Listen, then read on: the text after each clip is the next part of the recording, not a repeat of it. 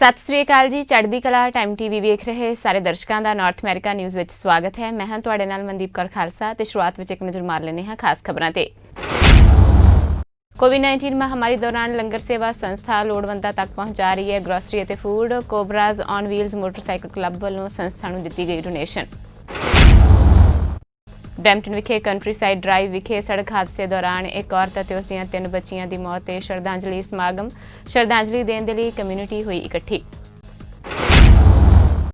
White house ਦੇ ਸਾਹਮਣੇ Saint John church ਵਿੱਚ ਬੁਲਾਈ ਗਈ ਸਭ ਧਰਮਾਂ ਦੀ ਲੋਕਾਂ ਦੀ ਮੀਟਿੰਗ। ਹਰ ਧਰਮ ਦੀ ਮੋਹਰੀ ਸ਼ਖਸੀਅਤ ਨੇ ਮਨੁੱਖਤਾ ਦੀ ਰਾਖੀ ਤੇ ਬਿਹਤਰੀ ਲਈ ਵਿਚਾਰਾਂ ਕੀਤੀਆਂ ਪੇਸ਼। ਤੇ ਹੁਣ ਖਬਰਾਂ ਵਿਸਥਾਰ ਨਾਲ। ਬਰੈਂਪਟਨ ਵਿਖੇ ਕੰਟਰੀਸਾਈਡ ਡਰਾਈਵ ਅਤੇ ਟੌਰਬਰੈਮ ਵਿਖੇ ਸੜਕ ਹਾਦਸਾ ਵਾਪਰਿਆ ਸੀ, ਜਿਸ ਵਿੱਚ 37 ਸਾਲ ਦੀ ਔਰਤ ਅਤੇ ਉਸ ਦੀਆਂ 3 ਬੱਚੀਆਂ ਦੀ ਮੌਤ ਹੋ ਗਈ। ਇਸ ਨੇ ਪੂਰੀ ਕਮਿਊਨਿਟੀ ਨੂੰ ਝੰਜੋੜ ਕੇ ਰੱਖ ਦਿੱਤਾ ਹੈ। ਸਮਾਜ ਸੇਵੀ ਜਥੇਬੰਦੀਆਂ ਵੱਲੋਂ ਮ੍ਰਿਤਕਾਂ ਦੀ ਆਤਮਿਕ ਸ਼ਾਂਤੀ ਲਈ ਅਰਦਾਸ ਕਰਨ ਵਾਸਤੇ ਅਤੇ ਸ਼ਰਧਾਂਜਲੀ ਦੇਣ ਦੇ ਲਈ ਕਮਿਊਨਿਟੀ ਇਕੱਠੀ ਹੋਈ। ਇੱਥੇ ਪੀਲ ਪੁਲਿਸ ਅਤੇ ਸਿਟੀ ਕਾਉਂਸਲ ਨੂੰ ਅਪੀਲ ਕੀਤੀ ਗਈ ਕਿ ਸਪੀਡਿੰਗ ਕੈਮਰੇ ਲਗਾਏ ਜਾਣ, ਕਿਉਂਕਿ ਸਪੀਡਿੰਗ ਦੀਆਂ ਘਟਨਾਵਾਂ ਸ਼ਹਿਰ ਵਿੱਚ ਬਹੁਤ ਵੱਧ ਰਹੀਆਂ ਨੇ। ਇਸ ਮੌਕੇ ਪੰਜਾਬੀ ਫੂਡ ਸੇਵਾ, ਗੁਰੂ ਨਾਨਕ ਫੂਡ ਸੇਵਾ ਅਤੇ ਸਿੱਖ ਮੋਟਰਸਾਈਕਲ ਕਲੱਬ ਆਫ ਅੰਟਾਰੀਓ ਦੇ ਨੁਮਾਇੰਦਿਆਂ ਤੋਂ ਇਲਾਵਾ ਕੌਂਸਲਰ ਹਰਕੀਰਤ ਸਿੰਘ, MP ਸੋਨੀਆ ਸਿੱਧੂ ਵੱਲੋਂ ਵੀ ਪਹੁੰਚ ਕੇ ਘਟਨਾ ਤੇ ਦੁੱਖ ਪ੍ਰਗਟਾਇਆ ਗਿਆ। ਅਸੀਂ ਗੁਰੂ ਨਾਨਕ ਫੂਡ ਸੇਵਾ ਵੱਲੋਂ ਅੱਜ ਇੱਥੇ ਪਹੁੰਚੇ ਹਾਂ। 2-3 ਦਿਨ ਪਹਿਲਾਂ ਜਿਹੜਾ ਇੱਕ ਇਹ ਬਹੁਤ ਦੁਖਦਾਈ ਘਟਨਾ ਵਾਪਰੀ ਸਾਡੇ ਬਰੈਂਪਟਨ ਵਿੱਚ ਕੰਟਰੀ ਸਾਈਡ ਤੇ ਟੌਰਬਰਮ ਤੇ। ਇੱਕ ਮਾਂ ਤੇ ਨਾਲ 3 ਬੱਚੀਆਂ, ਉਹਨਾਂ ਦੀਆਂ 4 ਜਾਣੇ ਪਰਿਵਾਰ ਦੇ ਜੀ ਵਿਛੜ ਗਏ ਇਸ ਧਰਤੀ ਤੋਂ। ਪਰਮਾਤਮਾ ਉਹਨਾਂ ਦੀ ਰੂਹ ਨੂੰ ਸ਼ਾਂਤੀ ਬਖਸ਼ੇ, ਪਿੱਛੇ ਪਰਿਵਾਰ ਨੂੰ ਭਾਣਾ ਮੰਨਣ ਦਾ ਬਲ ਬਖਸ਼ੇ। ਕਦੇ ਵੀ ਇਹੋ ਜਿਹਾ ਹਾਦਸਾ ਮੁੜ ਕੇ ਇਸ ਕਮਿਊਨਿਟੀ 'ਚ ਨਾ ਵਾਪਰੇ। ਹਮੇਸ਼ਾ ਜਿਹੜੀਆਂ ਜਿੱਦਾਂ ਕੰਮ ਸਾਰੇ ਚੱਲਦੇ ਰਹਿਣੇ ਆ, ਪਰ ਸਾਨੂੰ ਸਾਰਿਆਂ ਨੂੰ ਬਹੁਤ ਸਾਵਧਾਨ ਹੋਣਾ ਚਾਹੀਦਾ ਆ। ਤੇ ਪਰਿਵਾਰ ਲਈ ਅੱਜ ਅਸੀਂ ਇੱਕ ਅਰਦਾਸ ਬੇਨਤੀ ਕਰਨ ਨੂੰ, ਸ਼ਰਧਾਂਜਲੀ ਦੇਣ ਨੂੰ ਇੱਥੇ ਅੱਜ ਸਾਰੇ ਜਾਣੇ ਪਹੁੰਚੇ ਹੈਗੇ। ਅੱਜ ਆਪਾਂ ਇੱਥੇ ਜਿਹੜਾ ਇਕੱਤਰ ਹੋਏ ਆ, ਸਭ ਨੂੰ ਪਤਾ ਕਿ ਪਿਛਲੇ ਦਿਨੀ ਜਿਹੜਾ ਇੱਥੇ ਇੱਕ ਸਿਰ ਫਿਰੇ ਡਰਾਈਵਰ ਨੇ, ਜੋ ਕਿ ਅਕਸਰ ਅਸੀਂ ਦੇਖਦੇ ਆਏ ਹਾਂ ਕਿ ਇੱਥੇ ਬਰੈਂਪਟਨ ਵਿੱਚ ਬਹੁਤ ਜ਼ਿਆਦਾ ਰੇਸਿੰਗ ਹੋ ਰਹੀ ਆ, ਔਰ ਇੱਕ ਇਹੋ ਜਿਹੇ ਮੰਚਲੇ ਡਰਾਈਵਰ ਨੇ ਜੋ ਇੱਕ ਕਾਹਲੀ ਦੇ ਵਿੱਚ ਜਿਹੜੀ ਚੋਰੀ ਦੀ ਗੱਡੀ ਦੱਸੀ ਜਾਂਦੀ ਆ ਉਹ ਭਜਾਉਂਦੇ ਹੋਏ ਨੇ ਇੱਕ ਮਾਂ ਤੇ ਉਸਦੇ 3 ਬੱਚਿਆਂ ਦੀ ਜਿਹੜੀ ਇੱਥੇ ਜਾਨ ਲਈ ਆ। ਅੱਜ ਅਸੀਂ ਉਹਨਾਂ ਨੂੰ ਸ਼ਰਧਾਂਜਲੀ ਦੇਣ ਲਈ ਇੱਥੇ ਇਕੱਤਰ ਹੋਏ ਹਾਂ, ਔਰ ਨਾਲ ਹੀ ਇੱਥੇ ਸਿਟੀ ਆਫ ਬਰੈਂਪਟਨ ਨੂੰ ਵੀ ਅਪੀਲ ਕਰਦੇ ਹਾਂ ਕਿ ਜੋ ਇਨਫੋਰਸਮੈਂਟ ਹੈ, ਲੋਕਲ ਅਥਾਰਟੀਜ਼ ਨੇ, ਉਹਨਾਂ ਨੂੰ ਇਹ ਅਪੀਲ ਕਰਦੇ ਹਾਂ ਕਿ ਇੱਥੇ ਜਿਹੜੀ ਪੁਲਿਸ ਦੀਆਂ ਗੱਡੀਆਂ ਆ ਉਹਨਾਂ ਦੀ ਜਿਹੜੀ ਗਸ਼ਤ ਵਧਾਈ ਜਾਵੇ, ਤਾਂ ਔਰ ਨਾਲ ਹੀ ਜਿਹੜੇ ਰੂਲਸ ਆ ਇਹੋ ਜਿਹੇ ਸਿਰਫਿਰੇ ਡਰਾਈਵਰਾਂ ਲਈ ਉਹ ਸਖਤ ਕੀਤੇ ਜਾਣ, ਤਾਂ ਕਿ ਇਹੋ ਜਿਹੇ ਜਿਹੜੇ ਮੌਕੇ ਆ ਉਹ ਦੁਬਾਰਾ ਨਾ ਆਉਣ। ਔਰ ਸਾਨੂੰ ਅਸੀਂ ਦਿਨ ਬ ਦਿਨ ਦੇਖ ਰਹੇ ਹਾਂ ਕਿ ਜਿਹੜਾ ਇੱਕ ਗੱਡੀ ਦਾ ਨੁਕਸਾਨ ਹੋਣਾ ਵੱਖਰੀ ਗੱਲ, ਪਰ ਜਿਹੜਾ ਇਨਸਾਨੀ ਜਿਹੜੀਆਂ ਜਾਣੀਆਂ ਜਾਨਾਂ ਉਹਨਾਂ ਦੀ ਕੀਮਤ ਜਿਹੜੀ ਆ ਕਦੇ ਵੀ ਭਰਪਾਈ ਨਹੀਂ ਕਰ ਸਕਦੇ। ਇੱਕ ਮਾਂ ਜੋ ਕਿ ਖੁਦ ਇੱਕ ਟੀਚਰ ਸੀ, ਉਹ ਇੱਕ ਤਰ੍ਹਾਂ ਨਾਲ ਅਸੀਂ ਕਹਿ ਸਕਦੇ ਹਾਂ ਕਿ ਪੂਰੀ ਕਲਾਸਰੂਮ ਦੀ ਮਾਂ ਹੁੰਦੀ ਆ, ਔਰ ਉਸਦੇ ਨਾਲ ਉਸਦੇ 3 ਬੱਚਿਆਂ ਨਾਲ ਚਲਾ ਜਾਣਾ, ਸਮੂਹ ਪਰਿਵਾਰ ਦਾ ਖਤਮ ਹੋਣ ਜਾਣਾ। ਅਜਿਹੇ ਘਾਟੇ ਜਿਹੜੇ ਆ ਉਹ ਅਕਸਰ ਅਸੀਂ ਬਰੈਂਪਟਨ ਵਿੱਚ ਦੇਖਦੇ ਆਏ ਹਾਂ। ਸੋ ਸਾਡੀ ਇਹ ਪੁਰਜੋਰ ਬੇਨਤੀ ਹੈ ਸਿਟੀ ਆਫ ਬਰੈਂਪਟਨ ਨੂੰ, ਮੇਅਰ ਨੂੰ, ਕਿ ਜਿਹੜੇ ਰੂਲਸ ਦੇ ਰੈਗੂਲੇਸ਼ਨ ਨੇ ਉਹਨਾਂ 'ਤੇ ਥੋੜ੍ਹਾ ਧਿਆਨ ਦਿੱਤਾ ਜਾਵੇ, ਖਾਸ ਕਰਕੇ ਸਪੀਡਿੰਗ ਔਰ ਜਿਹੜੇ ਰੈੱਡ ਲਾਈਨ ਜੰਪ ਕਰਨ ਵਾਲੇ ਇਹੋ ਜਿਹੇ ਸਿਰ ਫਿਰੇ ਜਿਹੜੇ ਡਰਾਈਵਰ ਨੇ ਉਹਨਾਂ ਦੇ ਸਖਤ ਤੋਂ ਸਖਤ ਸਜ਼ਾ ਦਿੱਤੀ ਜਾਵੇ।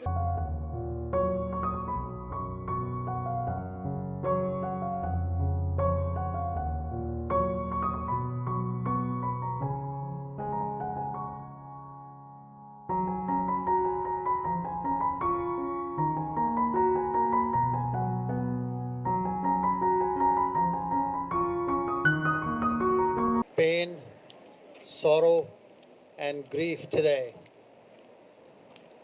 Not only because a family was torn apart in the most unimaginable manner, but also because it felt like a part of us has been taken away. We are all here, we all have families, and what could be more piercing and more heart-wrenching than the fact that today we are here grieving the loss of a family, and the only member left behind is a father, and we're doing this on a Father's Day. So this pain is insurmountable. There are no words that any human mind can put together to express this grief and express this sorrow. We can thank everybody who's here to share this pain and sorrow. Everybody's very hurt, and I think right now it's about coming together, standing shoulder to shoulder, and we all grieve, we all mourn for this family. Our heart goes out to the family. ਜਿਵੇਂ ਕਿ ਤੁਸੀਂ ਜਾਣਦੇ ਹੀ ਹੋ ਕਿ ਜੋ ਵਾਪਰਿਆ ਬਹੁਤ ਹੀ ਮੰਦਭਾਗੀ ਘਟਨਾ ਹੋਈ ਹੈਗੀ ਆ ਬਰੈਂਪਟਨ ਦੇ ਵਿੱਚ। 3 ਬੱਚੇ, ਉਹਨਾਂ ਦੀ ਲਵਿੰਗ ਮਦਰ, ਜਿਹੜੀ ਕਿ ਸਾਡੀ ਕਮਿਊਨਿਟੀ ਨੂੰ ਜਿਹੜਾ ਕਿ ਰੈਕਲੈਸ ਡਰਾਈਵਿੰਗ ਕਰਕੇ ਜਿਹੜੀਆਂ ਜਾਨਾਂ ਗਈਆਂ ਹੈਗੀਆਂ। ਸੋ ਮੈਂ ਇੱਕ ਅਪੀਲ ਕਰਦੀ ਹਾਂ ਕਿ ਜਿਹੜੇ driver please slow down. So today ਜਿਹੜੇ ਅਸੀਂ ਟ੍ਰਿਬਿਊਟ ਪੇ ਕਰਨ ਵਾਸਤੇ ਅੱਜ ਅਸੀਂ ਸਾਰੇ ਪਹੁੰਚੇ ਹੋਏ ਹਾਂ। ਸੋ ਪਹਿਲਾਂ ਮੈਂ ਇਹ ਕਹਿਣਾ ਚਾਹੂੰਗੀ ਕਿ ਬਹੁਤ ਹੀ ਚੰਗੀ ਗੱਲ ਹੈਗੀ ਆ ਕਿ ਅਸੀਂ ਇੱਕ ਦੂਜੇ ਨਾਲ ਸ਼ੋਲਡਰ ਮਿਲਾ ਕੇ ਅੱਜ ਜਿਹੜਾ ਅਸੀਂ ਕਮਿਊਨਿਟੀ ਨਾਲ ਰਲ ਕੇ ਇਕੱਠੇ ਹੋਏ ਹੈਗੇ ਆ ਟ੍ਰਿਬਿਊਟ ਦੇਣ ਵਾਸਤੇ। ਸੋ ਮੈਂ ਥੈਂਕ ਯੂ ਕਰਦੀ ਹਾਂ ਆਰਗੇਨਾਈਜ਼ਰਸ ਦਾ ਵੀ। ਅਤੇ ਆਓ ਆਪਾਂ ਹਮਲਾ ਮਾਰੀਏ ਕਿ ਇਟ ਸ਼ੁਡਨਟ ਹੈਪਨ ਮੋਰ। ਅਤੇ ਅੱਜ ਦਾ ਦਿਨ ਜਿਹੜਾ ਹੈ ਬਹੁਤ ਹੀ ਸੈਡ ਦਿਨ ਹੈਗਾ ਕਿ ਜਿਹੜੀ ਇਹ ਘਟਨਾ ਹੋਈ ਹੈਗੀ ਬਚ ਸਕਦੀ ਸੀਗੀ। ਅਤੇ ਇਟ ਇਜ਼ ਵੈਰੀ ਸੈਡ ਕਿ ਜਿਹੜੀਆਂ ਜਾਨਾਂ ਗਈਆਂ। So today I'm here to pay my tribute. So it's very heart broken. COVID ਮਹਾਮਾਰੀ ਦੌਰਾਨ ਬਹੁਤ ਸਾਰੀਆਂ ਸਮਾਜ ਸੇਵੀ ਜਥੇਬੰਦੀਆਂ ਸ਼ਲਾਘਾਯੋਗ ਕੰਮ ਕਰ ਰਹੀਆਂ ਨੇ, ਜਿਨ੍ਹਾਂ ਵੱਲੋਂ ਲੋੜਵੰਦਾਂ ਤੱਕ ਗਰੋਸਰੀ ਅਤੇ ਫੂਡ ਪਹੁੰਚਾਇਆ ਜਾ ਰਿਹਾ ਹੈ। ਅਜਿਹੀ ਇੱਕ ਸੰਸਥਾ ਹੈ ਲੰਗਰ ਸੇਵਾ, ਜਿਸ ਵੱਲੋਂ ਨਿਰੰਤਰ ਸੇਵਾ ਕੀਤੀ ਜਾ ਰਹੀ ਹੈ। ਕੋਬਰਾਜ਼ ਔਨ ਵੀਲਜ਼ ਮੋਟਰਸਾਈਕਲ ਕਲੱਬ ਵੱਲੋਂ ਲੰਗਰ ਸੇਵਾ ਦੀ ਸਹਾਇਤਾ ਲਈ ਡੋਨੇਸ਼ਨ ਦਿੱਤੀ ਗਈ। ਇਸ ਮੌਕੇ ਸੰਸਥਾ ਦੇ ਪ੍ਰਬੰਧਕ ਗੁਰਿੰਦਰ ਸਿੰਘ ਵੱਲੋਂ ਕੋਬਰਾਜ਼ ਔਨ ਵੀਲਜ਼ ਦਾ ਧੰਨਵਾਦ ਕੀਤਾ ਗਿਆ ਤੇ ਸੰਸਥਾ ਵੱਲੋਂ ਕੀਤੇ ਜਾ ਰਹੇ ਕੰਮਾਂ ਤੇ ਉਹਨਾਂ ਚਾਨਣਾ ਵੀ ਪਾਇਆ। ਸੋ ਅਸੀਂ ਖੁਸ਼ ਹਾਂ ਕਿ ਜਿਹੜੀ ਨੇ ਤੁਹਾਨੂੰ ਲੱਭਿਆ, ਤੇ ਹੁਣ ਅਸੀਂ ਕੋਸ਼ਿਸ਼ ਕਰਾਂਗੇ ਤੁਹਾਡੇ ਨਾਲ ਹੋਰ ਅੱਗੇ ਜਿੱਦਾਂ ਤੁਹਾਨੂੰ ਭਾਜੀ ਨੇ ਕਿਹਾ ਕਿ ਨਾਲ ਜੁੜੇ ਰਹੀਏ ਤੇ ਤੁਹਾਨੂੰ ਹੋਰ ਵੀ ਜਿੰਨੀ ਸਪੋਰਟ ਹੋ ਸਕਦੀ ਹੈ ਕਾਲ ਔਨ ਅਸ। ਹਾਂਜੀ, ਸਾਡੇ ਕੋਲ ਚੰਗੇ ਵੋਲੰਟੀਅਰਸ ਹੈਗੇ ਨੇ। ਜ਼ਰੂਰੀ ਨਹੀਂ ਹੈ ਕਿ ਅਸੀਂ ਸਿਰਫ ਮੋਨੀਟਰੀਲੀ ਹੈਲਪ ਕਰਨੀ, ਕੋਈ ਹੋਰ ਵੀ ਹੈਲਪ ਚਾਹੀਦੀ ਹੋਵੇ ਜ਼ਰੂਰ ਦੱਸਣਾ। ਹਾਂਜੀ, ਠੀਕ ਹੈ ਜੀ, ਥੈਂਕ ਯੂ। ਕੋਬਰਾਜ਼ ਔਨ ਵੀਲਜ਼ ਅੱਜ ਇੱਥੇ ਪਹੁੰਚੇ ਹੈ ਲੰਗਰ ਸੇਵਾ ਵੀਲ ਐਂਡ ਸਪੋਰਟ ਸਰਵਿਸਿਜ਼। ਇਹ ਸਾਡੇ ਬੜੇ ਇੱਕ ਮੇਨ ਮੈਂਬਰ ਹੈ ਜਿਹੜੀ ਇਹਨਾਂ ਦੀ ਰਿਸਰਚ ਤੋਂ ਅਸੀਂ ਇਹ ਚੁਣਿਆ। ਇਹ ਜਿਹੜੀ ਸੰਸਥਾ ਹੈ ਗਰਾਊਂਡ ਲੈਵਲ ਤੇ ਰੀਅਲੀ ਨੀਡੀ ਜਿਹੜੇ ਹੈਗੇ ਉਹਨਾਂ ਨੂੰ ਫੂਡ ਪ੍ਰੋਵਾਈਡ ਕਰਦਾ ਤੇ ਬੜੀ ਅੱਛੀ ਸੰਸਥਾ ਹੈ। ਹੋਰ ਵੀ ਬੜੇ ਅੱਛੇ ਫੂਡ ਬੈਂਕਸ ਹੈ, ਪਰ ਸਾਨੂੰ ਇਹ ਗਰਾਊਂਡ ਲੈਵਲ ਤੇ ਆਪਣੇ ਨਾਲ ਜੁੜੇ ਹੋਏ ਲੱਗੇ, ਇਸ ਕਰਕੇ ਅਸੀਂ ਇਹਨਾਂ ਨੂੰ ਚੂਜ਼ ਕੀਤਾ। ਅਸੀਂ ਜਿਹੜੀ ਦਾ ਤੇ ਲੰਗਰ ਸੇਵਾ ਵਾਲਿਆਂ ਦਾ ਬੜਾ ਬਹੁਤ ਧੰਨਵਾਦ ਕਰਦੇ ਹਾਂ ਜਿਨ੍ਹਾਂ ਨੇ ਸਾਨੂੰ ਆਪਰਚੁਨਿਟੀ ਦਿੱਤੀ ਆਪਣਾ ਇੱਕ ਅੰਗ ਬਣਨ ਦੀ।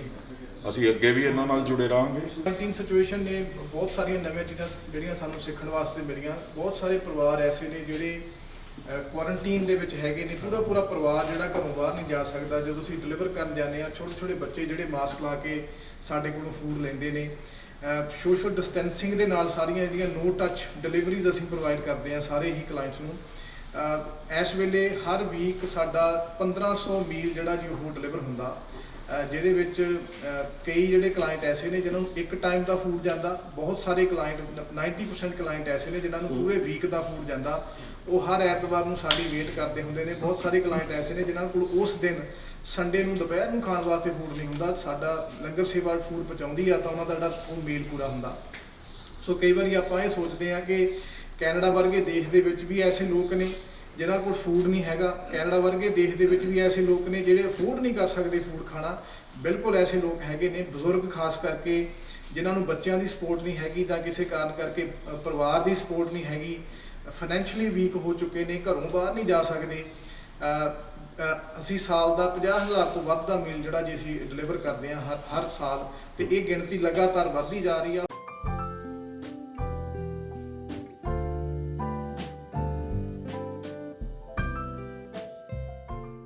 ਬੀਤੇ ਦਿਨੀ ਮਾਲਟਨ ਵਿੱਚ ਪੁਲਿਸ ਵੱਲੋਂ ਗੋਲੀ ਮਾਰ ਕੇ ਮਾਰੇ ਗਏ ਵਿਅਕਤੀ ਦੀ ਪਛਾਣ 62 ਸਾਲਾ ਐਜਾਜ਼ ਚੌਧਰੀ ਵਜੋਂ ਕੀਤੀ ਗਈ ਹੈ। 4 ਬੱਚਿਆਂ ਦੇ ਪਿਤਾ ਚੌਧਰੀ ਨੂੰ 8 ਵਜੇ ਗੌਰਵੇ ਤੇ ਮਾਰਨਿੰਗ ਸਟਾਰ ਡਰਾਈਵਜ਼ ਇਲਾਕੇ ਵਿੱਚ ਰਿਹਾਇਸ਼ੀ ਅਪਾਰਟਮੈਂਟ ਵਿੱਚ ਗੋਲੀ ਮਾਰੀ ਗਈ। ਪੁਲਿਸ ਅਧਿਕਾਰੀਆਂ ਨੂੰ ਸ਼ਾਮ 5 ਵਜੇ ਇੱਕ ਵਿਅਕਤੀ ਦੇ ਸੰਕਟ ਵਿੱਚ ਹੋਣ ਦੀ ਖਬਰ ਦੇ ਕੇ ਸੱਦਿਆ ਗਿਆ। ਜਾਰੀ ਕੀਤੀ ਗਈ ਨਿਊਜ਼ ਰਿਲੀਜ਼ ਵਿੱਚ ਸਪੈਸ਼ਲ ਇਨਵੈਸਟੀਗੇਸ਼ਨ ਯੂਨਿਟ ਨੇ ਕਿਹਾ ਹੈ ਕਿ 62 ਸਾਲਾ ਇਸ ਵਿਅਕਤੀ ਨੇ ਖੁਦ ਨੂੰ ਰਿਹਾਇਸ਼ੀ ਇਮਾਰਤ ਦੇ ਇੱਕ ਫਲੈਟ ਵਿੱਚ ਬੰਦ ਕਰ ਲਿਆ ਸੀ। ਪੁਲਿਸ ਅਧਿਕਾਰੀਆਂ ਨੂੰ ਸਭ ਠੀਕ ਹੋਣ ਦੀ ਜਾਂਚ ਕਰਨ ਲਈ ਸੱਦਿਆ ਗਿਆ ਸੀ। ਪੀਲ ਪੁਲਿਸ ਦੀ ਕਾਂਸਟੇਬਲ ਸਾਰਾ ਪੈਟਨ ਨੇ ਕਿਹਾ ਹੈ ਕਿ ਪੁਲਿਸ ਅਧਿਕਾਰੀਆਂ ਨੂੰ ਲੱਗਿਆ ਕਿ ਉਸ ਵਿਅਕਤੀ ਨੂੰ ਕੋਈ ਮੈਡੀਕਲ ਸਮੱਸਿਆ ਹੈ ਤੇ ਉਹ ਆਪਣੀ ਦਵਾਈ ਨਹੀਂ ਲੈ ਰਿਹਾ। ਉਹਨਾਂ ਨੂੰ ਇਹ ਵੀ ਲੱਗਿਆ ਕਿ ਉਸ ਦੇ ਘਰ ਵਿੱਚ ਮੌਜੂਦ ਹਥਿਆਰਾਂ ਤੱਕ ਉਸ ਦੀ ਪਹੁੰਚ ਸੀ। SIU ਜੋ ਕਿ ਇਸ ਮਾਮਲੇ ਦੀ ਜਾਂਚ ਕਰ ਰਹੀ ਹੈ ਉਸਨੇ ਕਿਹਾ ਹੈ ਕਿ ਪੁਲਿਸ ਅਧਿਕਾਰੀ ਪਹਿਲਾਂ ਉਸ ਨਾਲ ਫਲੈਟ ਦੇ ਦਰਵਾਜ਼ੇ ਰਾਹੀਂ ਗੱਲ ਕਰ ਰਹੇ ਸਨ, ਪਰ ਜਦੋਂ ਉਸਨੇ ਜਵਾਬ ਦੇਣਾ ਬੰਦ ਕਰ ਦਿੱਤਾ ਤਾਂ ਪੁਲਿਸ ਦਰਵਾਜ਼ਾ ਤੋੜ ਕੇ ਘਰ ਦੇ ਅੰਦਰ ਦਾਖਲ ਹੋਈ। SIU ਨੇ ਅੱਗੇ ਕਿਹਾ ਹੈ ਕਿ ਪੁਲਿਸ ਅਧਿਕਾਰੀਆਂ ਨੇ 62 ਸਾਲਾ ਵਿਅਕਤੀ ਦਰਮਿਆਨ ਗੱਲਬਾਤ ਵੀ ਹੋਈ। ਇਸ ਤੋਂ ਬਾਅਦ ਪੁਲਿਸ ਨੇ ਟੇਜ਼ਰ ਦੀ ਵਰਤੋਂ ਕੀਤੀ ਤੇ ਪਲਾਸਟਿਕ ਦੇ ਰੌਂਦ ਉਸ ਤੇ ਦਾਗੇ। SIU ਦੇ ਅਨੁਸਾਰ ਇਹਨਾਂ ਰੌਂਦਾਂ ਤੇ ਟੇਜ਼ਰ ਦਾ ਉਸ ਵਿਅਕਤੀ ਤੇ ਕੋਈ ਅਸਰ ਨਹੀਂ ਹੋਇਆ ਤੇ ਫਿਰ ਪੁਲਿਸ ਅਧਿਕਾਰੀ ਨੇ ਗੋਲੀਆਂ ਚਲਾਈਆਂ। ਚੌਧਰੀ ਨੂੰ ਮੌਕੇ ਤੇ ਹੀ ਮ੍ਰਿਤਕ ਐਲਾਨ ਦਿੱਤਾ ਗਿਆ। ਘਟਨਾ ਤੋਂ ਬਾਅਦ ਪੁਲਿਸ ਵਿਰੁੱਧ ਲੋਕਾਂ ਵੱਲੋਂ ਰੋਸ ਪ੍ਰਦਰਸ਼ਨ ਕੀਤੇ ਜਾ ਰਹੇ ਨੇ। ਲੋਕਾਂ ਨੇ ਸਵਾਲ ਕੀਤਾ ਹੈ ਕਿ ਪੁਲਿਸ ਦੱਸੇ ਕਿ ਮਾਨਸਿਕ ਤੌਰ ਤੇ ਬਿਮਾਰ ਵਿਅਕਤੀ ਦੇ ਨਾਲ ਕੀ ਇਸ ਤਰ੍ਹਾਂ ਗੱਲ ਕੀਤੀ ਜਾਂਦੀ ਹੈ। ਲੋਕਾਂ ਨੇ ਹੱਥਾਂ ਵਿੱਚ ਤਖਤੀਆਂ ਫੜ ਕੇ ਪੀਰ ਪੁਲਿਸ ਦੇ ਵਿਰੁੱਧ ਰੋਸ ਪ੍ਰਦਰਸ਼ਨ ਕੀਤੇ ਅਤੇ ਦੋਸ਼ੀ ਪੁਲਿਸ ਅਧਿਕਾਰੀਆਂ ਵਿਰੁੱਧ ਕਾਰਵਾਈ ਦੀ ਮੰਗ ਕੀਤੀ ਹੈ। ਸਾਹਮਣੇ ਗਏ ਨੇ ਰੀਜਨਲ ਪੀਰ ਵਾਲਿਆਂ ਨਾਲ ਗੱਲ ਕਰਕੇ ਉਹ ਪਿੱਛੋਂ ਦੀ ਲੈਦਰ ਲੈ ਕੇ ਗਏ ਨੇ ਆਲੀ ਦੇ ਵਿੱਚ ਵੜ ਕੇ ਉਹਨਾਂ ਡੋਰ ਨੂੰ ਠੁੱਡਾ ਮਾਰਿਆ। ਅੱਗੇ ਉਹ ਫਲੋਰ ਤੇ ਬੈਠਾ ਹੈ, ਉਦੋਂ ਉਂਝ ਸਾਹ ਨਹੀਂ ਰਲਦਾ ਪਿਆ। ਉਹ ਇਹਨਾਂ ਨੂੰ ਕਹਿੰਦਾ ਵਾਯੂ ਕਿਲਮੀ ਵਾਯੂ ਕਿਲਮੀ। ਉਹ ਉੱਠ ਕੇ ਨੱਸਣ ਲਗਾ, ਇਹਨਾਂ ਨੇ ਪਿੱਛੋਂ ਮੇਰਾ ਧੜਲ ਧੜਲ ਧੜਲ ਮਾਰ के फायर ऊपर मारे। गोलियां कहाँ लगी जी? पीछे लगी है फ्रंट पे लगी? यहाँ पे लगी उसके। इसका मतलब ये कि वो सामने नहीं, वो बीमार बंदा वो डिग पे फिर डिगे नु तो मार दे रहे ने अंदर वार के। 2 फायर अंदर जाके मारे ने, फिर एक सामने मारे उठ के नसिया। उन्हें दवाई पाई वायु किलमी फिर अंदर जाके उन्हें फिर फायर मारे। सारी रात उन्हें उत्थे रखिया ने अंदर, वो तड़फदा मर गया फ्लोर दे उत्ते ना गोलियां मारियां।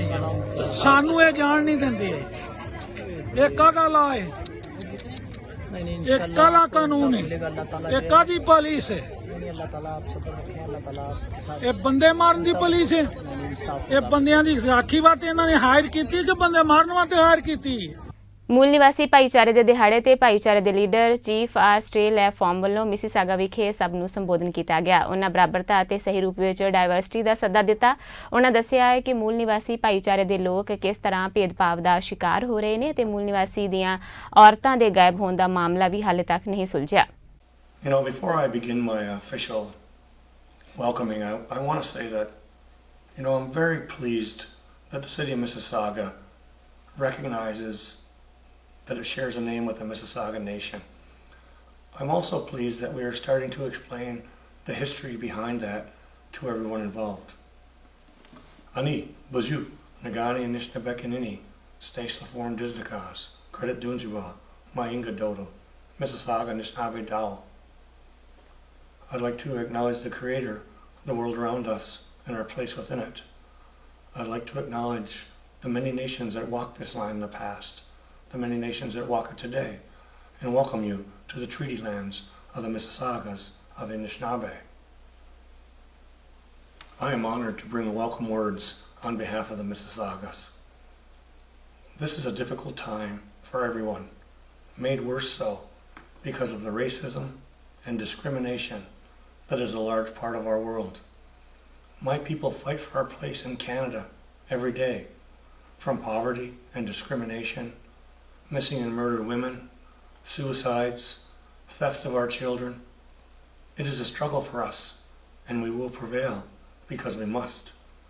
Yet I never forget that we are not the only ones struggling with violence and hate in Canada and the world. I will always stand and support my brothers and sisters who struggle in a world that doesn't embrace diversity. I shudder to think of a world where we are all the same. Uniqueness and diversity are how we grow, how we become better tomorrow than we are today. We need to be heard. You see, the voice that is prominent across this world is one of isolation and fear. It teaches hate and contempt. If we allow it to be the only voice, then soon there will be no room for any other voices. Vancouver the commercial drive 'ਚ East 2nd avenue ਤੇ ਬਹੁਤ ਵੱਡੀ ਘਟਨਾ ਹੋਣ ਤੋਂ ਬਚਾਅ ਹੋ ਗਿਆ। ਦਰਅਸਲ ਇੱਕ ਘਰ ਦੀ ਲਾਂਡਰੀ ਵਿੱਚ ਡਰਾਇਰ ਦੇ ਕਾਰਨ ਅੱਗ ਲੱਗ ਗਈ। ਪਰਿਵਾਰ ਵੱਲੋਂ ਸਮਾਂ ਰਹਿੰਦੇ ਹੀ ਫਾਇਰ ਬ੍ਰਿਗੇਡ ਦੇ ਅਮਲੇ ਨੂੰ ਸੂਚਿਤ ਕੀਤਾ ਗਿਆ। ਫਾਇਰ ਬ੍ਰਿਗੇਡ ਦੀਆਂ 5 ਗੱਡੀਆਂ ਮੌਕੇ ਤੇ ਪਹੁੰਚੀਆਂ। ਫਾਇਰ ਫਾਈਟਰਸ ਵੱਲੋਂ ਪਰਿਵਾਰਕ ਮੈਂਬਰਾਂ ਨੂੰ ਸੁਰੱਖਿਅਤ ਬਾਹਰ ਕੱਢਿਆ ਗਿਆ ਤੇ ਬੜੀ ਮੁਸ਼ਕਲ ਦੇ ਨਾਲ ਅੱਗ ਤੇ ਕਾਬੂ ਪਾਇਆ ਗਿਆ। ਘਟਨਾ ਵਿੱਚ ਫਾਇਰ ਫਾਈਟਰਸ ਦੀ ਮੁਸਤੈਦੀ ਕਾਰਨ ਜਾਨੀ ਨੁਕਸਾਨ ਹੋਣ ਤੋਂ ਬਚਾ ਰਿਹਾ।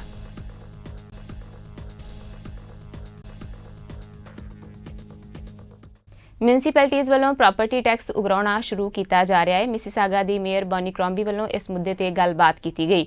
ਉਹਨਾਂ ਕਿਹਾ ਹੈ ਕਿ ਕੁਝ ਲੋਕ ਕਹਿ ਰਹੇ ਨੇ ਕਿ ਮਹਾਮਾਰੀ ਦੇ ਸਮੇਂ ਵਿੱਚ ਸਿਟੀ ਟੈਕਸ ਕਿਉਂ ਲੈ ਰਹੀ ਹੈ।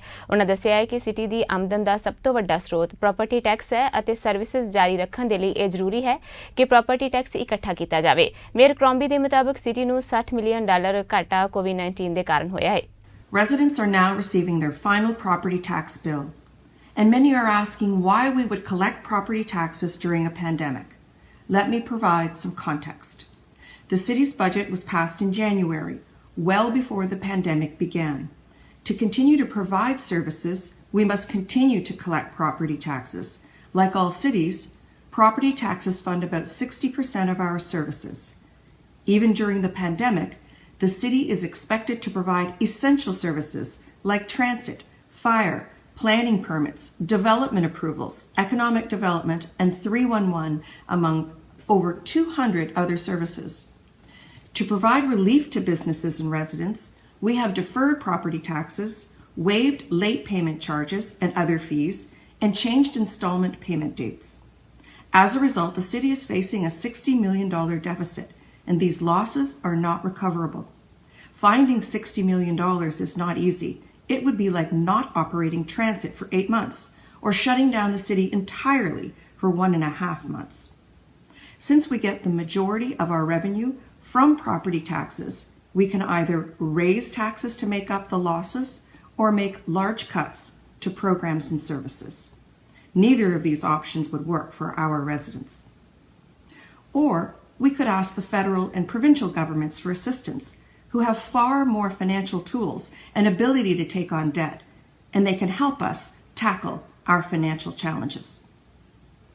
For the 2021 budget, we will go line by line, make cuts, and change how we do business. We'll also make some very tough decisions. You have my commitment that we will do our part, but we can only do so much. I hope this helps you provide some context and clarity on your 2020 tax bill. Ontario ਦੇ ਸਿੱਖਿਆ ਮੰਤਰੀ Stephen ਲਿਚੇ ਵੱਲੋਂ ਦੱਸਿਆ ਗਿਆ ਹੈ ਕਿ ਹਾਲਾਤ ਬਿਹਤਰ ਹੋਣ ਤੋਂ ਬਾਅਦ ਸਰਕਾਰ ਸਕੂਲ ਖੋਲ੍ਹਣ ਜਾ ਰਹੀ ਹੈ। ਉਹਨਾਂ ਜਾਣਕਾਰੀ ਦਿੱਤੀ ਹੈ ਕਿ ਕਿਸ ਤਰ੍ਹਾਂ ਸੁਰੱਖਿਆ ਰੱਖੀ ਜਾਵੇਗੀ ਅਤੇ ਸਕੂਲ ਬੋਰਡਸ ਨੂੰ ਦਿੱਤੀ ਜਾਣ ਵਾਲੀ ਫੰਡਿੰਗ ਵਿੱਚ ਸਰਕਾਰ ਵੱਲੋਂ ਵਾਧਾ ਵੀ ਕੀਤਾ ਗਿਆ ਹੈ। Students haven't seen their classmates since March. We know our schools do much more than just educate our young minds for the future. They foster a sense of community. Now, as the Premier said, we've led extensive consultation with so many, with parents and students and educators and staff on the way forward. And what we have heard loud and clear from parents is that you want to be in the driver's seat and ultimately have a choice. They want and will have an option to enroll their child in class or in a strengthened online learning experience. Parents should make that decision and we will respect your choice. Now, with respect to funding, to prepare and ensure a successful restart, every school board in Ontario will receive funding increases. For pupil funding is up. We're investing in the Grant for Student Needs, an additional $730 million to ensure our restart is safe for kids. We've increased mental health funding for September by an additional $10 million, which is going to help hire more psychologists, psychotherapists, and social workers. We've increased funding for technology, an additional $15 million to purchase upwards of 37,000 devices and Chromebooks for kids in the province. These are the two highest investments ever recorded for mental health and for technology, with health and safety as well being top in mind for the government. Top of mind, we're also providing $4 million to school boards to assist with enhanced cleaning, procuring of hand sanitizer and soap. Because at the end of the day, we'll do whatever it takes to keep kids safe. We're also increasing investment for special education and asking boards to ensure students with significant special needs are in class for the entire week. To support those parents who have asked us for a plan that creates stability and consistency for your child. Now, these plans will be developed in partnership by boards, working with their local unions, with communities and parents to develop these plans and implement them. You know, the next 75 days will be critical. So I'm asking all the parties to embrace that spirit of partnership as we work to develop and implement the safe reopening of schools. Finally, I just want to end by thanking our educators, our parents, and our amazing students. You've truly inspired our province through this difficulty. And to our grads, we salute you for getting through this. This is a a year for the history books, but we are incredibly proud of your contribution. So thank you to parents, students, educators for your hard work. ਕੋਵਿਡ-19 ਦੇ ਸੰਕਟ ਦੌਰਾਨ ਜਿੱਥੇ ਦੁਨੀਆ ਦੇ ਬਹੁਤੇ ਦੇਸ਼ਾਂ ਵਿੱਚ lockdown ਚੱਲ ਰਿਹਾ ਹੈ, ਉੱਥੇ ਹੀ ਕੈਨੇਡਾ ਵਿੱਚ ਕਿਤੇ-ਕਿਤੇ ਕੁਝ ਢਿੱਲ ਦਿੱਤੀ ਜਾ ਰਹੀ ਹੈ, ਜਿਸ ਦੇ ਚੱਲਦਿਆਂ ਵੈਨਕੂਵਰ ਵਿੱਚ ਹੁਣ ਹੌਲੀ-ਹੌਲੀ ਪਾਰਕ ਅਤੇ ਹੋਰ ਪਬਲਿਕ ਪਲੇਸਿਸ ਖੁੱਲ ਰਹੀਆਂ ਨੇ। ਪਰ ਸਰਕਾਰ ਵੱਲੋਂ ਲੋਕਾਂ ਨੂੰ ਹਦਾਇਤਾਂ ਦਿੱਤੀਆਂ ਗਈਆਂ ਨੇ ਕਿ ਉਹ ਸੋਸ਼ਲ ਡਿਸਟੈਂਸਿੰਗ ਦੀ ਪਾਲਣਾ ਕਰਨ। ਪਾਰਕਾਂ ਵਿੱਚ ਬੱਚੇ ਫਿਰ ਤੋਂ ਖੇਡਦੇ ਨਜ਼ਰ ਆ ਰਹੇ ਨੇ। ਲੋਕ ਆਪਣੇ ਪਰਿਵਾਰਾਂ ਦੇ ਨਾਲ ਪਿਕਨਿਕ ਵੀ ਮਨਾਉਂਦੇ ਦਿਖੇ। ਬੱਚਿਆਂ ਦੇ ਨਾਲ-ਨਾਲ ਹਰ ਉਮਰ ਵਰਗ ਦਾ ਮਨੁੱਖ ਖੁਸ਼ ਨਜ਼ਰ ਆਇਆ। ਇੱਕ ਲੋਕਲ ਬੈਂਡ ਵੱਲੋਂ ਪਾਰਕ ਵਿੱਚ ਮੌਜੂਦ ਲੋਕਾਂ ਦਾ ਮਨੋਰੰਜਨ ਆਪਣੀਆਂ ਸੰਗੀਤਕ ਧੁਨਾਂ ਦੁਆਰਾ ਕੀਤਾ ਗਿਆ। ਇਸ ਸਭ ਨੂੰ ਵੇਖ ਕੇ ਲੱਗ ਰਿਹਾ ਸੀ ਕਿ ਜ਼ਿੰਦਗੀ ਹੁਣ ਫਿਰ ਲੀਹਾਂ ਤੇ ਆ ਰਹੀ ਹੈ। ਵਾਹਿਗੁਰੂ ਜੀ ਕਾ ਖਾਲਸਾ, ਵਾਹਿਗੁਰੂ ਜੀ ਕੀ ਫਤਿਹ। ਅੱਜ ਅਸੀਂ ਤੁਹਾਨੂੰ ਲੈ ਕੇ ਚੱਲੇ ਹਾਂ ਵੈਨਕੂਵਰ ਦੇ ਇੱਕ ਪਾਰਕ ਦੇ ਵਿੱਚ। ਅਸੀਂ ਦੇਖੀਏ ਕਿ ਵੀ ਕਿਵੇਂ ਲੋਕੀ ਹੁਣ ਕਰੋਨਾ ਦੇ ਡਰ ਤੋਂ ਹੌਲੀ-ਹੌਲੀ ਬਾਹਰ ਨਿਕਲ ਰਹੇ ਨੇ, ਕਿਵੇਂ ਨਾ ਇਕੱਲਾ ਕਰੋਨਾ ਡਰ ਤੋਂ ਤੇ ਇੰਜੋਏ ਕਰ ਰਹੇ ਨੇ ਵੈਦਰ ਨੂੰ। ਸੋਹਣਾ ਮੌਸਮ ਹੈ, ਖੁੱਲ੍ਹਾ ਮੌਸਮ ਹੋ ਰਿਹਾ। ਇਸ ਦੇ ਵਿੱਚ ਪਾਰਕਾਂ ਦੇ ਵਿੱਚ ਹੁਣ ਲੋਕੀ ਆਉਣੇ ਸ਼ੁਰੂ ਹੋ ਗਏ ਨੇ। ਭੀੜ ਪਾਰਕਾਂ 'ਚ ਬਣਨੀ ਸ਼ੁਰੂ ਹੋ ਗਈ ਹੈ। ਜਿੱਥੇ ਭੀੜ ਆ ਰਹੀ ਹੈ ਉੱਥੇ ਨਾਲ ਦੇ ਨਾਲ ਪਰਿਵਾਰ ਦੂਜੇ ਪਰਿਵਾਰਾਂ ਨਾਲ ਸੋਸ਼ਲ ਡਿਸਟੈਂਸਿੰਗ ਵੀ ਰੱਖ ਰਹੇ ਆ। ਲੇਕਿਨ ਆਪਾਂ ਦੇਖੀਏ, ਤੁਹਾਨੂੰ ਮੈਂ ਲੈ ਕੇ ਚੱਲਦਾ। ਇੱਥੇ ਇੱਕ ਛੋਟਾ ਜਿਹਾ ਕਨਸਰਟ ਚੱਲ ਰਿਹਾ। ਇੱਕ ਬੈਂਡ ਹੈ ਜੋ ਇੱਥੇ ਲੋਕਾਂ ਦੇ ਮਨੋਰੰਜਨ ਵਾਸਤੇ ਆਇਆ ਹੋਇਆ। ਲੋਕਾਂ ਨੂੰ ਇੱਥੇ ਗਾਣੇ ਗਾ ਕੇ ਉਹਨਾਂ ਨੂੰ ਮਨੋਰੰਜਨ ਕਰ ਰਿਹਾ। ਨਾਲ ਦੇ ਨਾਲ ਲੋਕੀ ਇੰਜੋਏ ਕਰ ਰਹੇ ਨੇ, ਜਿੱਥੇ ਲੋਕੀ ਸੋਸ਼ਲ ਡਿਸਟੈਂਸਿੰਗ ਵੀ ਰੱਖ ਰਹੇ ਨੇ। ਚਲੋ ਮੈਂ ਤੁਹਾਨੂੰ ਲੈ ਕੇ ਚੱਲਦਾ ਘਰਾਂ ਦੇ ਦਰਸ਼ਨ। Tears in my sunrise, can't find my way. Lost in the dream state. Cool vintage ride, but she never got a license. Guys by her side sipping on some icy vices. And they'll say she's stupid, but her attitude is priceless. Vancouver ਤੋਂ ਓਂਕਾਰ ਸਿੰਘ ਖਾਲਸਾ ਦੀ report. Innovation ਮੰਤਰੀ ਨਵਦੀਪ ਬੈਂਸ ਨੇ ਦੱਸਿਆ ਹੈ ਕਿ ਚੀਨ ਵੱਲੋਂ Canada ਤੇ ਉਸਦੇ ਹੁਆਵੇਈ ਦੇ 5G ਨੈਟਵਰਕ ਨੂੰ ਅਪਣਾਉਣ ਲਈ ਦਬਾਅ ਪਾਇਆ ਜਾ ਰਿਹਾ ਹੈ। 5 ਆਈਜ਼ ਦੇਸ਼ਾਂ ਵਿੱਚੋਂ ਸਿਰਫ ਕੈਨੇਡਾ ਹੀ ਅਜਿਹਾ ਬਚਿਆ ਹੈ ਜਿਸ ਨੇ ਅਜੇ ਤੱਕ ਇਸ ਸੰਬੰਧ ਵਿੱਚ ਕੋਈ ਫੈਸਲਾ ਨਹੀਂ ਕੀਤਾ। ਗਲੋਬਲ ਇੰਟੈਲੀਜੈਂਸ ਅਲਾਇੰਸ ਦੇ 4 ਹੋਰਨਾਂ ਮੈਂਬਰਾਂ ਆਸਟ੍ਰੇਲੀਆ, ਅਮਰੀਕਾ, ਨਿਊਜ਼ੀਲੈਂਡ ਅਤੇ ਯੂਨਾਈਟਿਡ ਕਿੰਗਡਮ ਵੱਲੋਂ ਪਹਿਲਾਂ ਹੀ ਇਹ ਸੰਕੇਤ ਦਿੱਤੇ ਜਾ ਚੁੱਕੇ ਨੇ ਕਿ ਜਾਂ ਤਾਂ ਉਹ ਚੀਨ ਦੀ ਹੁਆਵੇਈ ਟੈਕਨੋਲੋਜੀ ਤੇ ਪਾਬੰਦੀ ਲਾ ਦੇਣਗੇ ਤੇ ਜਾਂ ਫਿਰ ਕਿਸੇ ਹੱਦ ਤੱਕ ਇਸ ਨੂੰ ਲਾਗੂ ਕਰ ਦੇਣਗੇ।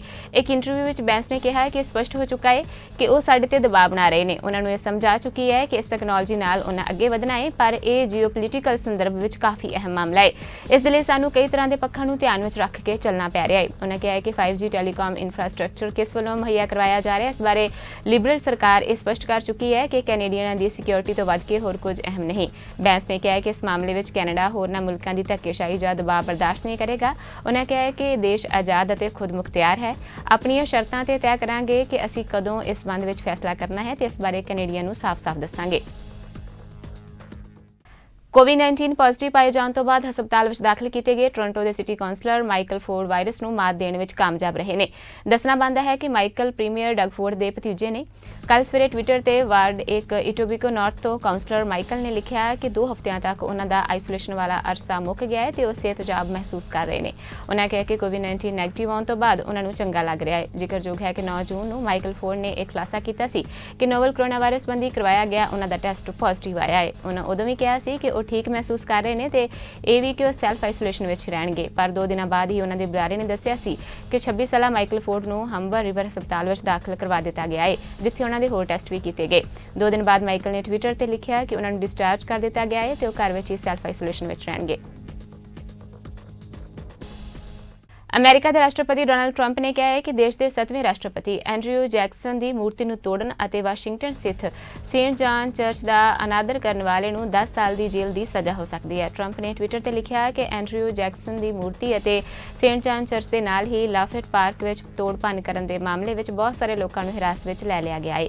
ਉਹਨਾਂ ਕਿਹਾ ਹੈ ਕਿ ਵੈਟਰਨਸ ਮੈਮੋਰੀਅਲ ਪ੍ਰੀਵੈਂਸ਼ਨ ਐਕਟ ਦੇ ਤਹਿਤ 10 ਸਾਲ ਦੀ ਸਜ਼ਾ ਦਾ ਪ੍ਰਬੰਧ ਹੈ। ਜ਼ਿਕਰਯੋਗ ਹੈ ਕਿ ਕੁਝ ਦਿਨ ਪਹਿਲਾਂ ਮਿਨੀਪੋਲਿਸ ਵਿੱਚ ਅਮਰੀਕੀ ਨਾਗਰਿਕ ਜਾਰਜ ਫਲਾਇਡ ਦੀ ਪੁਲਿਸ ਦੇ ਹੱਥੋਂ ਮੌਤ ਦੀ ਘਟਨਾ ਤੋਂ ਬਾਅਦ ਪੁਲਿਸ ਦੀ ਵਧੀਕੀ ਅਤੇ ਸਮਾਜਿਕ ਅਨਿਆਂ ਦੇ ਵਿਰੋਧ ਵਿੱਚ ਕਈ ਦੇਸ਼ਾਂ ਵਿੱਚ ਅੰਦੋਲਨ ਨੇ ਜ਼ੋਰ ਫੜ ਲਿਆ ਹੈ। ਅਮਰੀਕਾ ਵਿੱਚ ਵੀ ਵੱਖ-ਵੱਖ ਥਾਵਾਂ ਤੇ ਪ੍ਰਦਰਸ਼ਨ ਦੌਰਾਨ ਪੁਲਿਸ ਅਤੇ ਨਾਗਰਿਕਾਂ ਵਿਚਕਾਰ ਸੰਘਰਸ਼ ਹੋਏ ਤੇ ਕਈ ਥਾਵਾਂ ਤੇ ਹਿੰਸਕ ਘਟਨਾਵਾਂ ਵੀ ਵਾਪਰੀਆਂ। ਪਾਕਿਸਤਾਨੀ ਮੂਲ ਦੇ ਕੈਨੇਡੀਅਨ ਕਾਰੋਬਾਰੀ ਤਹਵੁਰ ਰਾਣਾ, ਜਿਸ ਨੂੰ ਕਿ 2008 ਦੇ ਮੁੰਬਈ ਅੱਤਵਾਦੀ ਹਮਲੇ ਵਿੱਚ ਸ਼ਮੂਲੀਅਤ ਲਈ ਭਾਰਤ ਵੱਲੋਂ ਹਵਾਲਗੀ ਦੀ ਅਪੀਲ ਤੇ ਲਾਸ ਐਂਜਲਸ ਵਿੱਚ ਮੁੜ ਗ੍ਰਿਫਤਾਰ ਕੀਤਾ ਗਿਆ ਹੈ, ਉਸ ਦੇ ਵਕੀਲ ਨੇ ਅਮਰੀਕੀ ਅਦਾਲਤ ਨੂੰ ਕਿਹਾ ਹੈ ਕਿ ਉਸ ਦੇ ਵਿਦੇਸ਼ ਭੱਜਣ ਦਾ ਖਤਰਾ ਨਹੀਂ ਹੈ। ਰਾਣਾ ਨੇ ਵਕੀਲ ਨੇ ਉਸ ਦੀ ਰਿਹਾਈ ਲਈ $15 ਲੱਖ ਦਾ ਬਾਂਡ ਜਮ੍ਹਾਂ ਕਰਨ ਦੀ ਪੇਸ਼ਕਸ਼ ਕੀਤੀ। ਰਾਣਾ ਨੂੰ ਕੋਰੋਨਾ ਵਾਇਰਸ ਪੀੜਤ ਪਾਏ ਜਾਣ ਦੇ ਬਾਅਦ ਹਾਲ ਹੀ ਵਿੱਚ ਦਇਆ ਦੇ ਆਧਾਰ ਤੇ ਰਿਹਾ ਕੀਤਾ ਗਿਆ ਸੀ, ਭਾਵੇਂ ਕਿ ਭਾਰਤ ਵੱਲੋਂ ਹਵਾਲਗੀ ਦੀ ਅਪੀਲ ਕੀਤੇ ਜਾਣ ਤੋਂ ਬਾਅਦ 10 ਜੂਨ ਨੂੰ ਉਸ ਨੂੰ ਲਾਸ ਐਂਜਲਸ ਤੋਂ ਮੁੜ ਗ੍ਰਿਫਤਾਰ ਕਰ ਲਿਆ ਗਿਆ। ਕੈਲੀਫੋਰਨੀਆ ਕੇਂਦਰੀ ਜ਼ਿਲ੍ਹਾ ਅਦਾਲਤ ਦੀ ਜੱਜ ਜੈਕਲੀਨ ਚੁਲਜਿਆਨ ਨੇ ਬਾਂਡ ਮਾਮਲੇ ਦੀ ਸੁਣਵਾਈ 30 ਜੂਨ ਨਿਰਧਾਰਤ ਕੀਤੀ ਹੈ। ਅਮਰੀਕਾ ਦੇ ਰਾਸ਼ਟਰਪਤੀ ਟਰੰਪ ਨੇ H-1B ਵੀਜ਼ਾ ਮੁਅੱਤਲ ਕਰਨ ਦੀ ਘੋਸ਼ਣਾ ਕਰ ਦਿੱਤੀ ਹੈ। ਇਸ ਨਾਲ ਭਾਰਤ ਸਣੇ ਦੁਨੀਆ ਦੇ IT ਪ੍ਰੋਫੈਸ਼ਨਲਜ਼ ਨੂੰ ਵੱਡਾ ਝਟਕਾ ਲੱਗਾ ਹੈ। ਇਹ ਮੁਅੱਤਲੀ 24 ਜੂਨ ਤੋਂ ਲਾਗੂ ਹੋਵੇਗੀ। ਟਰੰਪ ਪ੍ਰਸ਼ਾਸਨ ਦੇ ਅਧਿਕਾਰੀਆਂ ਦੇ ਮੁਤਾਬਕ ਇਹ ਫੈਸਲਾ ਅਮਰੀਕੀ ਮਜ਼ਦੂਰਾਂ ਦੇ ਹਿੱਤ ਲਈ ਲਿਆ ਗਿਆ ਹੈ। ਟਰੰਪ ਨੇ ਕਿਹਾ ਹੈ ਕਿ ਕਦਮ ਉਨ੍ਹਾਂ ਅਮਰੀਕੀਆਂ ਦੀ ਮਦਦ ਕਰਨ ਲਈ ਜ਼ਰੂਰੀ ਸੀ ਜਿਨ੍ਹਾਂ ਨੇ ਮੌਜੂਦਾ ਆਰਥਿਕ ਸੰਕਟ ਦੇ ਕਾਰਨ ਆਪਣੀ ਨੌਕਰੀ ਗਵਾਈ ਹੈ। ਨਵੰਬਰ ਵਿੱਚ ਹੋਣ ਜਾ ਰਹੀਆਂ ਰਾਸ਼ਟਰਪਤੀ ਚੋਣਾਂ ਤੋਂ ਪਹਿਲਾਂ ਟਰੰਪ ਦਾ ਇਹ ਫੈਸਲਾ ਬਹੁਤ ਵੱਡਾ ਕਦਮ ਮੰਨਿਆ ਜਾ ਰਿਹਾ ਹੈ। ਇਸ ਨਾਲ ਵੱਡੀ ਗਿਣਤੀ ਵਿੱਚ ਭਾਰਤੀ IT ਪੇਸ਼ੇਵਰਾਂ ਦੇ ਪ੍ਰਭਾਵਿਤ ਹੋਣ ਦੀ ਸੰਭਾਵਨਾ ਹੈ। ਜ਼ਿਕਰਯੋਗ ਹੈ ਕਿ ਅਮਰੀਕਾ ਵਿੱਚ ਕੰਮ ਕਰਨ ਵਾਲੀਆਂ ਕੰਪਨੀਆਂ ਨੂੰ ਵਿਦੇਸ਼ੀ ਕਾਮਗਾਰਾਂ ਨੂੰ ਮਿਲਣ ਵਾਲੇ ਵੀਜ਼ਾ ਨੂੰ H-1B ਵੀਜ਼ਾ ਕਹਿੰਦੇ ਨੇ। ਇਸ ਨੂੰ ਤੈਅ ਸਮੇਂ ਲਈ ਜਾਰੀ ਕੀਤਾ ਜਾਂਦਾ ਹੈ। ਬੀਤੇ ਦਿਨ ਵਾਸ਼ਿੰਗਟਨ DC ਵਿਖੇ ਸਭ ਧਰਮਾਂ ਦੇ ਲੋਕਾਂ ਦੀ ਇੱਕ ਮੀਟਿੰਗ ਵਾਈਟ ਹਾਊਸ ਦੇ ਸਾਹਮਣੇ ਸੇਂਟ ਜੌਨਸ ਨਾਂ ਦੀ ਚਰਚ ਵਿੱਚ ਬੁਲਾਈ ਗਈ। ਅਮਰੀਕਾ ਵਿੱਚ ਪੁਲਿਸ ਦੀ ਜ਼ਿਆਦਤੀ ਤੋਂ ਬਾਅਦ ਕਾਲੇ ਲੋਕ ਭੜਕ ਗਏ ਸਨ। ਹਰ ਕੋਈ ਹਮਦਰਦੀ ਵਜੋਂ ਉਹਨਾਂ ਨਾਲ ਜੁੜ ਗਿਆ। ਇਸ ਕਰਕੇ ਲੁੱਟਮਾਰ ਦਾ ਮਾਹੌਲ ਵੀ ਬਣਿਆ। ਅਮਰੀਕਾ ਵਿੱਚ ਕਾਫੀ ਨੁਕਸਾਨ ਵੀ ਹੋਇਆ। ਹਰ ਧਰਮ ਦੀ ਮੋਹਰੀ ਸ਼ਖਸੀਅਤ ਨੇ ਇਸ ਮੀਟਿੰਗ ਦੌਰਾਨ ਇਸ ਕਾਰਜ ਦੀ ਨਿਖੇਧੀ ਕੀਤੀ ਅਤੇ ਆਪਣੇ ਧਰਮ ਦੀਆਂ ਸਿੱਖਿਆਵਾਂ ਦੇ ਮੁਤਾਬਕ ਮਨੁੱਖਤਾ ਦੀ ਰਾਖੀ ਅਤੇ ਬਿਹਤਰੀ ਲਈ ਵਿਚਾਰਾਂ ਵੀ ਪੇਸ਼ ਕੀਤੀਆਂ। ਡਾਕਟਰ ਰਾਜਵੰਤ ਸਿੰਘ ਨੇ ਸਿੱਖਾਂ ਦੀ ਨੁਮਾਇੰਦਗੀ ਕੀਤੀ। ਵਾਈਟ ਹਾਊਸ ਦੇ ਸਾਹਮਣੇ ਵਾਸ਼ਿੰਗਟਨ ਦੇ ਸੇਂਟ ਜੌਨਸ ਚਰਚ ਵਿਖੇ ਇਨਸਾਫ ਅਤੇ ਬਰਾਬਰੀ ਲਈ ਅੰਤਰ ਧਰਮ ਪ੍ਰਾਰਥਨਾ ਵਿੱਚ ਸਿੱਖ ਧਰਮ ਦੀ ਨੁਮਾਇੰਦਗੀ ਕਰਨ ਦਾ ਸਨਮਾਨ ਡਾਕਟਰ ਰਾਜਵੰਤ ਸਿੰਘ ਨੂੰ ਪ੍ਰਾਪਤ ਹੋਇਆ। ਕਲੱਬ ਵਾਸ਼ਿੰਗਟਨ ਵਿੱਚ ਸਾਰੇ ਧਰਮਾਂ ਵਾਲਿਆਂ ਨੇ ਬਰਾਬਰਤਾ ਦੀ ਲੜਾਈ ਲਈ ਆਵਾਜ਼ ਬੁਲੰਦ ਕੀਤੀ। ਸਿੱਖਾਂ ਦੀ ਨੁਮਾਇੰਦਗੀ ਕਰਦੇ ਹੋਏ ਡਾਕਟਰ ਰਾਜਵੰਤ ਸਿੰਘ ਨੇ ਸ੍ਰੀ ਗੁਰੂ ਗ੍ਰੰਥ ਸਾਹਿਬ ਜੀ ਦੀ ਬਾਣੀ ਦੇ ਸ਼ਬਦ ਲੈ ਕੇ ਸਮੂਹ ਨੂੰ ਮਾਨਵਤਾ ਦੀ ਬਿਹਤਰੀ ਲਈ ਕੰਮ ਕਰਨ ਤੇ ਜ਼ੋਰ ਵੀ ਦਿੱਤਾ। ਨਿਊਯਾਰਕ ਵਿੱਚ ਕਈ ਪਾਬੰਦੀਆਂ ਹਟਾਈਆਂ ਜਾ ਰਹੀਆਂ ਨੇ। 4 ਪੜਾਵਾਂ ਵਿੱਚ ਪਾਬੰਦੀਆਂ ਹਟਾਉਣ ਦੀ ਯੋਜਨਾ ਦਾ ਇਹ ਦੂਜਾ ਪੜਾਅ ਹੈ। 3 ਮਹੀਨਿਆਂ ਵਿੱਚ ਪਹਿਲੀ ਵਾਰ ਨਿਊਯਾਰਕ ਦੇ ਲੋਕ ਘਰ ਤੋਂ ਬਾਹਰ ਖਾਣਾ ਖਾਣ ਨਿਕਲ ਸਕਣਗੇ। ਹਾਲਾਂਕਿ ਇਸ ਦੇ ਲਈ ਸਿਰਫ ਆਊਟਡੋਰ ਟੇਬਲ ਦੀ ਇਜਾਜ਼ਤ ਦਿੱਤੀ ਗਈ ਹੈ। ਲੋਕਾਂ ਨੂੰ ਸ਼ਹਿਰ ਦੇ ਕੁਝ ਸਟੋਰ ਵਿੱਚ ਜਾਣ, ਪਲੇਗਰਾਊਂਡ ਅਤੇ ਸੈਲੂਨ ਜਾਣ ਦੀ ਇਜਾਜ਼ਤ ਹੋਵੇਗੀ। ਦਫ਼ਤਰਾਂ ਵਿੱਚ ਕਰਮਚਾਰੀ ਵਾਪਸ ਪਰਤ ਸਕਣਗੇ ਅਤੇ ਵਰਲਡ ਟ੍ਰੇਡ ਸੈਂਟਰ ਦੇ ਆਫਿਸ ਟਾਵਰਸ ਵਿੱਚ ਵੀ ਲੋਕ ਕੰਮ ਕਰਨ ਜਾ ਸਕਣਗੇ।